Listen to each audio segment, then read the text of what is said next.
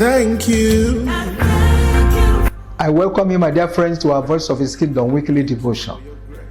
Today we shall be taking our text from the book of Genesis chapter 21 and our core verses, verses 1 and 2. Let's read them together. Now the Lord was gracious to Sarah as he had said, and the Lord did for Sarah what he had promised. Sarah became pregnant and bore a son to Abraham in his old age, at the very time God had promised him.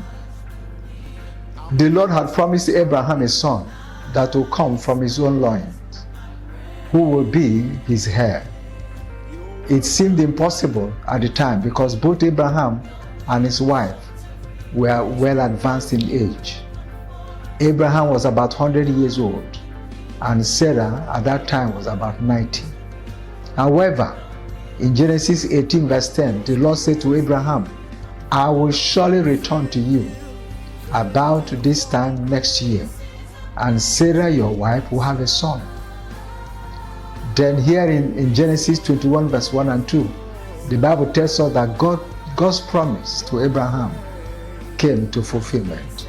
Sarah became pregnant and bore a son to Abraham. This great miracle reveals who God is and tells us two key things we must always bear in mind. Number one, if a word or promise is from God, it will come to pass, no matter how long it takes. Number two, nothing is too difficult for God to do for you.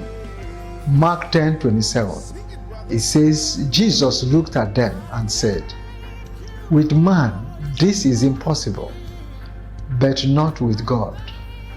All things are possible with God.